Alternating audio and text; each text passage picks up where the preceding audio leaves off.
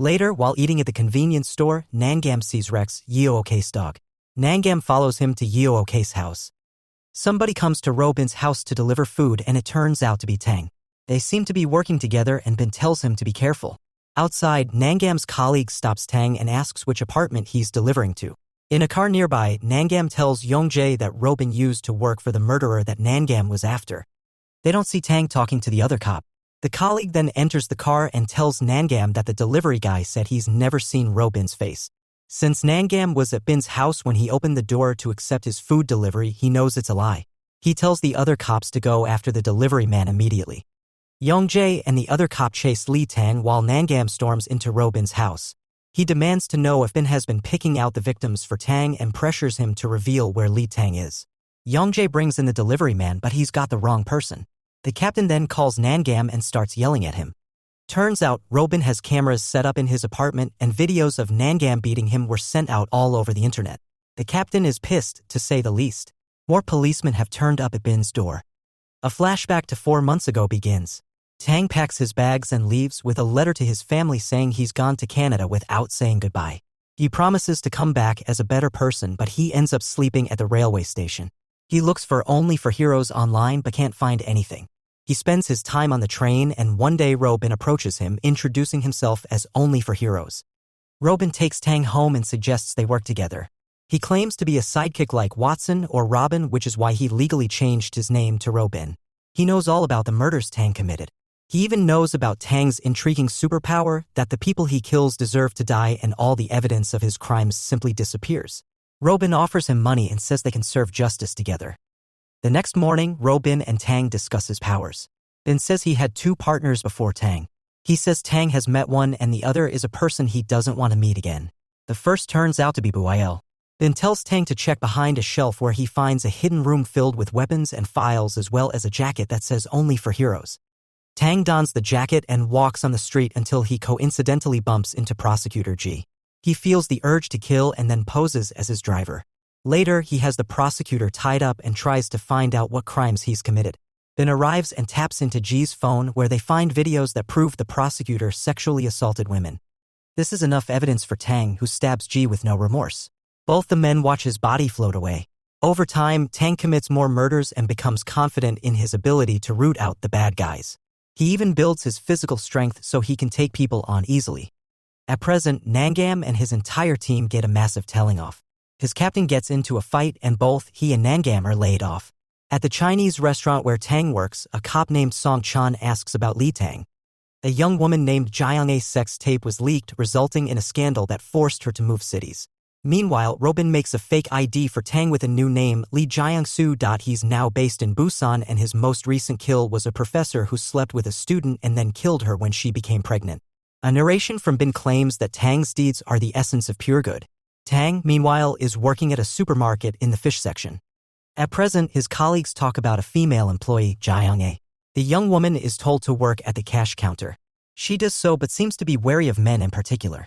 A woman picks a fight with her while trying to ask for a refund. Afterwards, the woman goes out to her car to see Tang smoking nearby.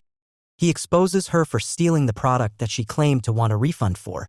Jiang watches Tang talking to her. Later, she has a smoke with Tang and says they're both similar in that they're running away from their past. Sometime later, Jiang picks up her mother at the train station. We learn that she got plastic surgery so she wouldn't be recognized. Her mother tells her to visit home sometime. Chungjin visits Nangam and is surprised to see Rex at his house. Nangam says he's keeping Rex till the charges against him are dropped. Bin even has a restraining order against Nangam. A frustrated Yongjae comes over as well and tells Nangam off for not keeping him in the loop regarding the Robin case. Yongjae tells Nangam that while working on another case, he spotted footage of Tang going to Busan. They discuss the murders in Busan and Nangam makes a suggestion. Together, they go to Tang's family and suggest they report him missing. Yang sees through the act though and tells Nangam to tell them the truth. They do, but the 3 family members find it hard to believe that Tang would be responsible for murder. While having dinner with her mother, Jiang gets angry at a man for staring at her. But it's not because of the sex video, rather he recognized her from elementary school when she went by another name. They chat for a while and the man says he had written about her in his journal as a child, which he found recently. When he tries to take her phone number, she gently refuses. Yang and Tang's mother come to the police station and register the missing person complaint. This helps Nangam and Yongjae officially go to Busan to look for Tang. The Busan detectives don't seem to think Tang could be the culprit of the professor's murder. Nangam asks for information on other unaccounted deaths. Meanwhile, Tang hallucinates prosecutor Ji, who taunts him about being able to evade the police only for so long. It turns out to be a dream. He wakes up and is about to enter the elevator when he gets goosebumps on his neck again. He runs back out. Jae-young-ae is at work when she gets a call from her schoolmate she met earlier, Sangmin. He says a sex tape of him also got leaked and he was extorted for it. They meet and Sangmin admits he got her number from a cop. Being in a similar situation, he didn't know who else to go to. His parents don't want to do anything with him and his girlfriend broke up with him. Jae-young-ae allows him to stay over. When he's in the washroom alone, we see him smiling to himself. At night, Jae-young-ae asks him if he wants to share the bed. Of course, he's lying and is on perfectly good terms with his girlfriend. He makes an excuse to visit Busan again. When he's near the supermarket, Tang overhears him talking to his girlfriend on the phone. Jae-young-ae continues to spend time with Sangmin. While cleaning the bathroom, Tang hallucinates himself holding a knife instead of a water spray. His reflection suddenly attacks him. At home, Jae-young-ae is happy in Sangmin's arms. So much so that she suggests coming back to Seoul. But she's quick on the uptake and checks his phone to find a video with his wedding invitation. The truth is that Sangmin got Jae-young-ae's phone number from the empty delivery packages outside her house. He was only interested in Jae-young-ae because of the sex video. At present, they get into a fight and Sangmin pushes Jae-young-ae down, choking her, and she soon dies. Later, Nangam and Tang both separately see the news of a massive fire in Jae-young-ae's building. In a shop, a couple of people discuss how Jae-young-ae didn't die of the fire but was murdered. Song-chan is in the shop and laughs at this. Nangam tries to push the investigation into Jae-young-ae's murder, but the Busan detectives insist on doing things slowly. At work, Tang learns that Jae-young-ae died and seems shocked to learn about it. He then notices Song-chan in the market following him. Tang tries to run away, but Nangam enters through the front door. He rushes to the back of the store where Song-chan is waiting for him. Tang's neck tingles and he realizes this man has killed many people. By the time Nangam gets there, both have disappeared. He then asks the employers for Tang's address. Meanwhile, Sangmin has been diagnosed with gonorrhea. He speaks to his girlfriend, who also has it, and confesses to cheating on him. He goes home to see Song-chan waiting by his front door. Chan interrogates him like a regular cop. When he realizes that Sangmin did kill her, he starts pulling out the tape and other equipment from his bag. Tang is now on the run. He calls Robin and says something feels different this time, then tells him to lay low and keep his phone off.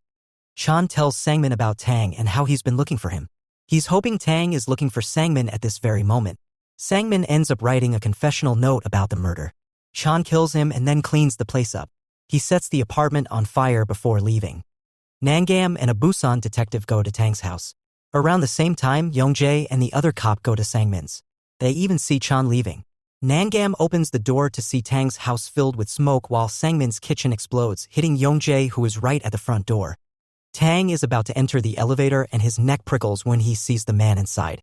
After he walks away, the man gets offended at being ignored and breaks into Tang's apartment, blowing a fire extinguisher all over the place. At present, he's in police custody being interrogated by Nangam and a Busan detective. We then see Song-kam remove the glove from his hand, revealing completely black fingertips. He puts an ointment on his skin while talking to cats about ridding the world of bad people. Yongjae, who's in the hospital, calls Nangam and expressed his frustration with the situation. He then mentions seeing Song-chan outside Sangmin's apartment. Nangam orders him to rest and take care of his health. He's currently at the hospital where his father is admitted. His mother berates him for taking calls at a time like this. The doctor tells them to take a call about whether to put his father on life-sustaining support or not, which would reduce his quality of life. Tang is on a train when he notices a man groping the girl next to him. She makes a scene, but Tang doesn't stand up for her even though he sees what happened. Afterwards, he goes to play games at a cyber cafe just like he used to when he was younger and avoiding his studies. Robin comes home to find Song-chan already inside. Song-chan is the one Bin was working with before. He wants to meet Tang, but Bin says he's gone off-grid. Chan tells him to set up a meeting when he does find him. He then takes a copy of Crime and Punishment from Bin's safe, which seems to have some significance. As he's leaving, Bin tries to attack Chan, but naturally he fails. At the cyber cafe, Tang's neck prickles when another man sits next to him, but he decides against doing anything about it and leaves. Yongjae disregards Nangam's advice and comes to Robin's house. He comes across Chan, who's leaving, and the two engage in a fight.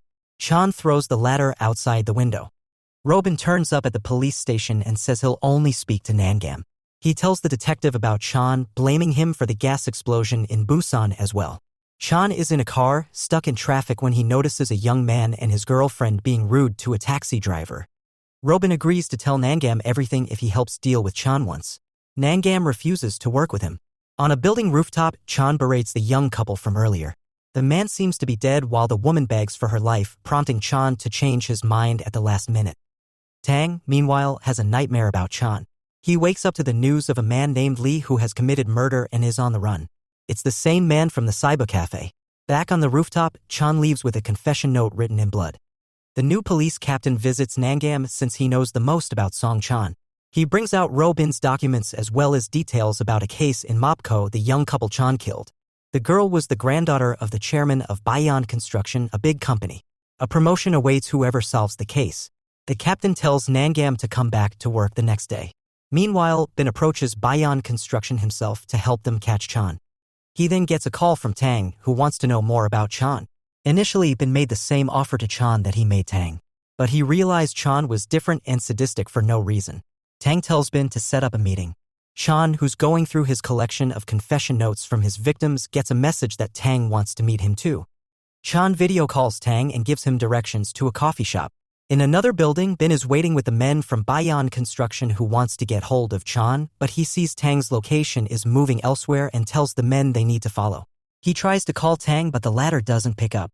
Tang finds Chan waiting for him inside the rundown cafe. Chan asks Tang about his hunches. Bin and the other men arrive at the actual location. He tells them to head inside, but the others don't like him ordering them around. They turn on him instead and leave him tied up instead. Chan is fascinated by Tang's ability. Tang asks for his book, Crime and Punishment, back, but Chan says he isn't done with it. He also warns him against trusting Bin too much. Chan instead asks Tang to work with him so they can select the right people to kill. Chan claps a hand on Tang's shoulder as he leaves. Something shifts in Tang and he leaps out with a knife. But Chan easily stops him.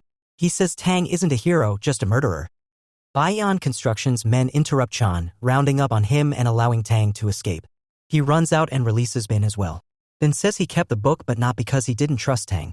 He asks Tang to trust him once more. Tang tells Bin that he's scared. Just then, they hear a gunshot from above.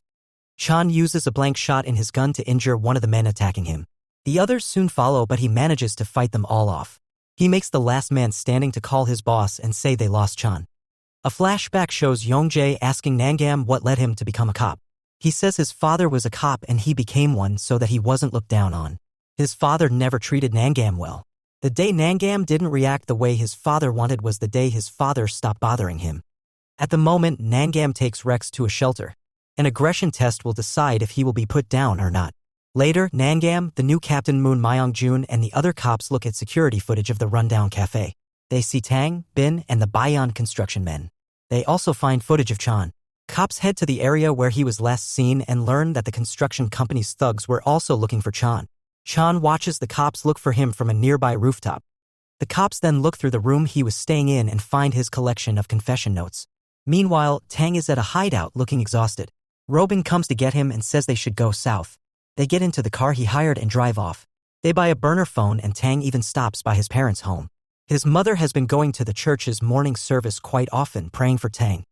Chan then visits the Bayan Construction manager and demands to know where they can find Chairman Hyung. Nangam correctly assumes that Chan is going after the chairman. He convinces his colleagues to go to the chairman immediately. However, Chan is already there. The chairman has been tied up and the young girl with him makes a phone call telling the security to keep the chairman alone for an hour. Chan then gives the girl a drink that makes her pass out. A narration from Chan takes us through all the chairman's faults, his connections, and corruption. Tons of people died because of the chairman's constructions too. Nangam enters before Chan can make the chairman write his letter. Cho pushes a sharp screw into the chairman's artery while Nangam points his gun at him. Chan then recognizes Nangam. Chan used to work with his father, and this is the reason his father is comatose. He knew Nangam as a kid. Chan taunts Nangam, but he's not able to shoot. Chan suddenly pulls out the screw and everyone else rushes to try and save the chairman. Other cops stop Nangam from shooting Chan and arrest him instead. Afterward, Myong-jun tells Nangam that this case will get a lot of attention. As a token of gratitude, he's shifting Nangam's father to the police hospital. Bin and Tang are sleeping in their car when Bin tells Tang his story. A robber broke into his house and killed his parents. He realizes he needed the power to serve justice, but he was weak. So he looked for people like Tang. On his way to the police station, Chan throws a fit about the handcuffs being too tight. When one of the cops loosens it, he uses the opportunity to attack. The car turns over in the chaos, but Chan manages to escape. The chairman's funeral takes place while all this chaos is ensuing. An assemblyman speaks with Myong-jun and pressures the captain to make an arrest as soon as possible. Simultaneously, Nangam attends the funeral of his team member who was killed by Chan. Tang and Bin are having a meal when they hear of Chan's escape. To their surprise, the news says that Tang and Bin are accomplices. Tang's friends and family are all shocked to see the news. Tang is frustrated about the turn of events himself, and now Bin has a new plan. They will escape the country as stowaways on a ship. They meet with one of Bin's contacts who makes the arrangements. Chan is hiding somewhere too, nursing his hand which looks more wounded than ever. While at home, Nangam gets a call about his father.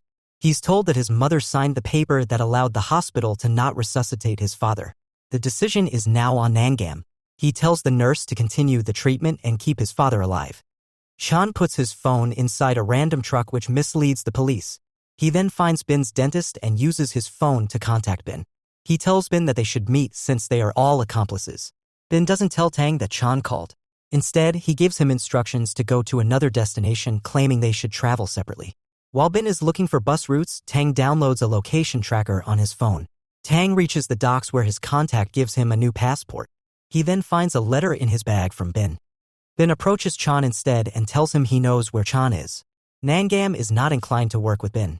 While he's wondering whether to work with Bin or not, Chan turns up at the hospital where Nangam's father is admitted.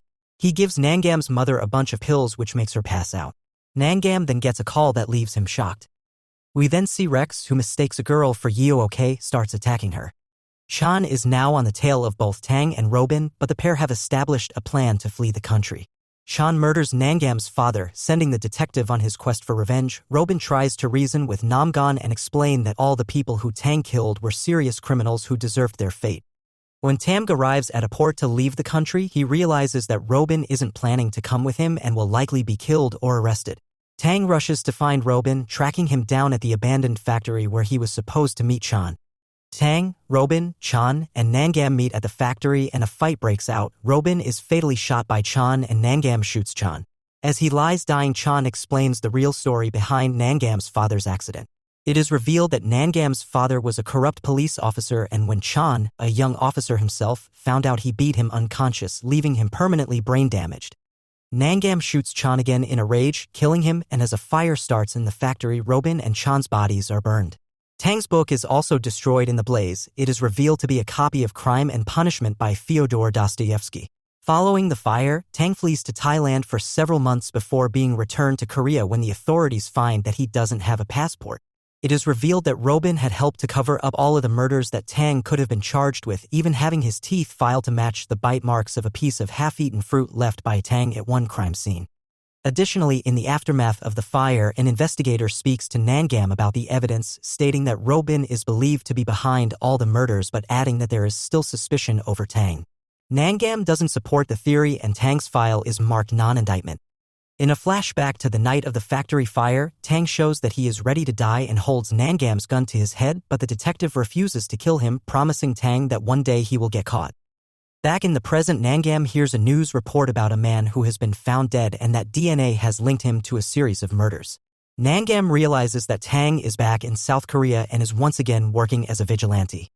In the final scene, Tang bumps into a man on the street and his powers activate, alerting him to the fact that the man has done something for which he deserves to die.